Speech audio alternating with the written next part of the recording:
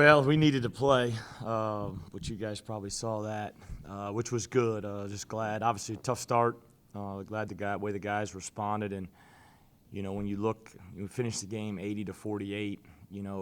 Gave up that last three at the end, which wish we were able to get that last stop. But a lot of work to do, work in progress. I knew the zone would bother us a little bit.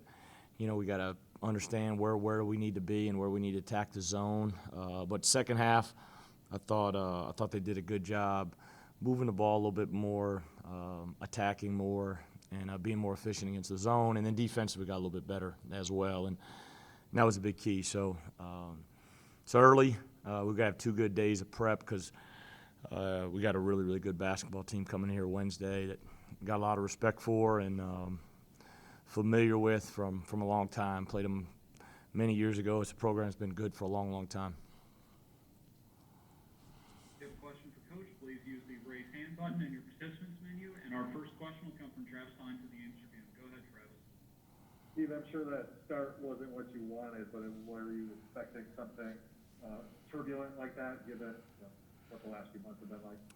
Honestly, Travis, I didn't know what to expect. Whether it's our first game, their third game. I watched both Marquette and Wisconsin. They obviously got off to really good starts, but they attacked the zone really well to start. And Pine Bluff missed shots, and they were able to really extend leads early. They made shots early. We didn't do a great job defensively, but then offensively it was, a lot of threes, not a lot of movement, a couple threes that you probably need to make, but we didn't. So obviously 12-0, I needed to get a timeout and try to get us to regroup. And, had a chance probably going to halftime with the lead. That we missed a dunk, and it was kind of a 4-point swing. But like I said, was proud of the way we finished the second half. From that standpoint, we gotta clean up our offensive attack and again make some adjustments defensively and keep harping on that. Two-parter. One, can you just update us with what Trey's situation is, and then 2, did him not playing kind of push you to play some bigger lineups than maybe otherwise will? Yeah, Trey's a big loss for us right now. You just got to deal with it, though. He's been out. We weren't sure how long it was going to be. We were hoping we'd have him back for today. We found out yesterday after the MRI it was a little bit more serious. He just brings an energy and a defensive mindset to the floor, and he's another guy who can make shots. And he's played, in the program a year. So he's a big loss. The goal hopefully is, maybe after Iowa to get him back, hopefully for the start of conference would be ideal. But we'll see what happens. But biggest thing is just keep getting him healthy and keeping him engaged. But yeah, he's a big loss for us because everybody's got to kind of step up a spot. But I thought Dubar played really well off the bench, and even our young guys, whether it was limited minutes or at certain times, I thought they did a pretty good job. Our next question will be from Randy Peterson of the Des Moines Register. Go ahead, Randy. Steve, I thought Tyler played mostly well. What are your thoughts about him? Well, offensively, he made shots, and I think obviously everybody knows that's one thing he can really do. Defensively, he's got to do a better job of being more disciplined, more sound. I thought him on the ball against Johnson, number 4, put us in some disadvantage and some rotations where we didn't need to be, where he needs to be more solid and be able to pressure the ball and contain rather than jumping and hopping and giving up dribble penetration because it kills your defense. And then he only had the one turnover, but the turnover led to a basket, I believe, on the other end. And so, but I thought offensively he can really make shots, and so we got to do a good job of getting him out in transition and put him in a position where he's got some space. Xavier got in late in the second half, at least midway through the second half. Was that a product of his missing practice early with the sickness, the concussion? Yeah.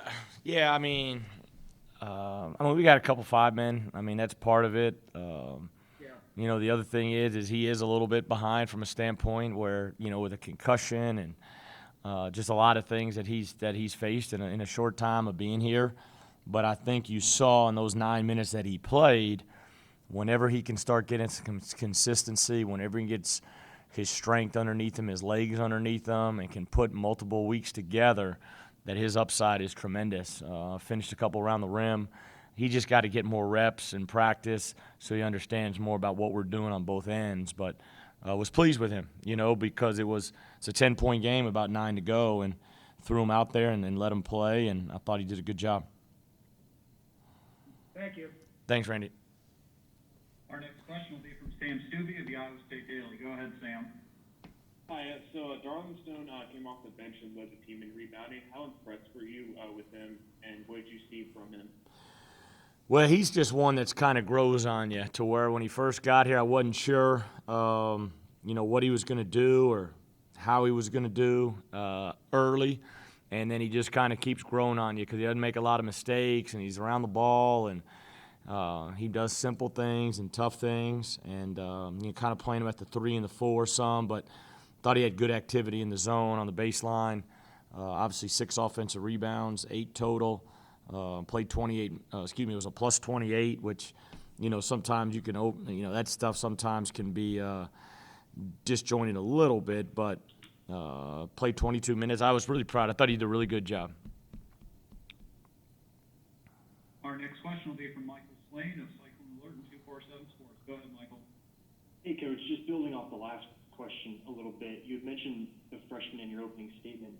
What do you like about what maybe just the freshmen in general showed today? Well, Dubar, I thought, was, the most ready to play right now. And so, obviously, that's why his minutes, showed that. Dudley Blackwell had pretty good energy. Jaden made a couple shots late in the first half, which were big for us. Just got to get him, get the nerves out and, let himself not worry about making mistakes and play with great energy. But like I said, I thought Xavier, man, had some juice the last 9 minutes. So we're all a work in progress right now. We got a lot of new guys, and so, with no scrimmages, no exhibitions, you can see early in these games, man, you're just trying to figure things out. It's good to get this first one behind us so now these guys can understand, all right, hey, we got to get better in area A, B, and C.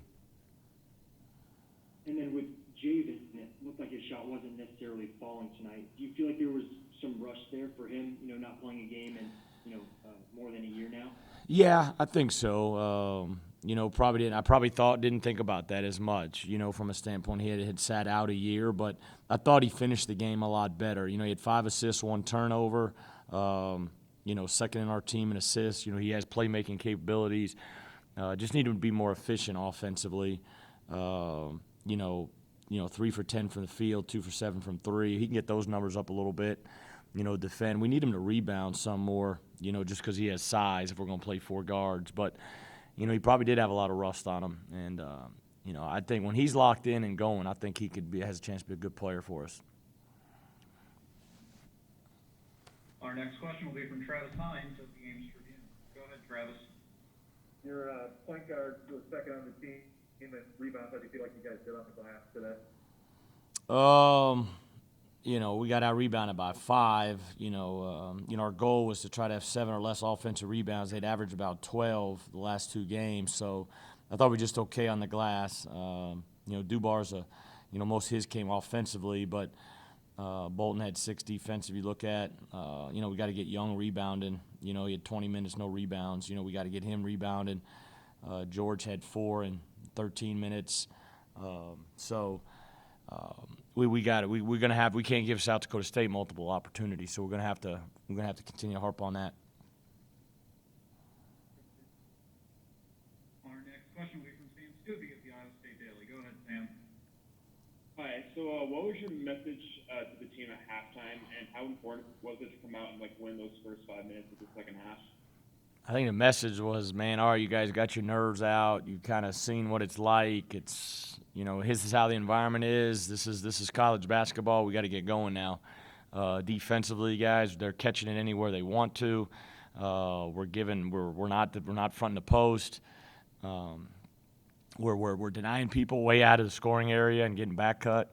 We got to clean that up. And then offensively, guys, hey, slow down, run our zone attack all the way through.